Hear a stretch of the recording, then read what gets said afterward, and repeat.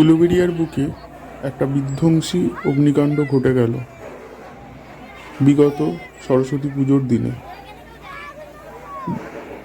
যেখানে দমকলের ইঞ্জিন এসেও কিন্তু আগুনকে নিয়ন্ত্রণ করতে পারেনি।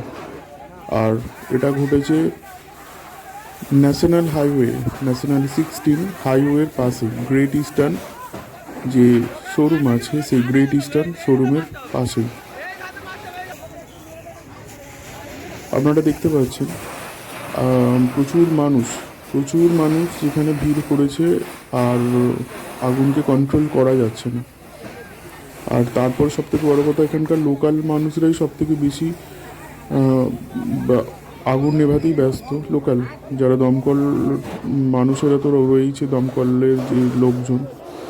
আর এখানে কিন্তু একটা গাড়িতে যে জল ছিল পুরো শেষ।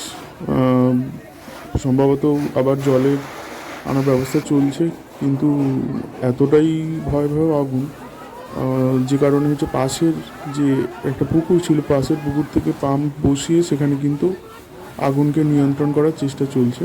এটা একটা দাহ্য বস্তু ছিল, সেই জন্যে আগুনটা এত ছড়িয়ে পড়েছে।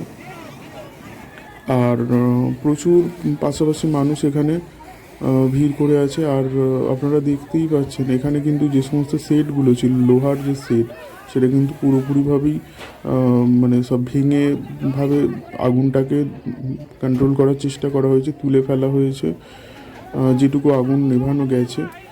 কিন্তু যখন একদিক থেকে আগুন নিভছে, তো অন্যদিকে আগুন আবার জ্বলে যাচ্ছে।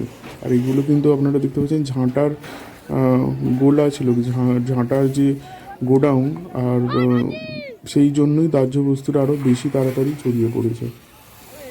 তো আপনারা সব কী থেকে আগুন লেগেছে এখনও অনুমান সাপেক্ষ, জানা যাচ্ছে না।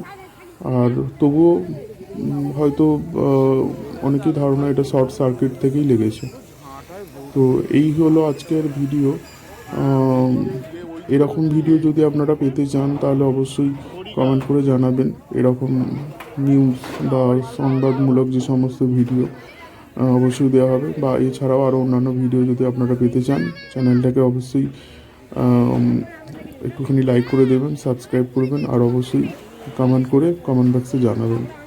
ভালো থাকবেন, সাবধানে থাকবেন, সুস্থ থাকবেন। নমস্কার।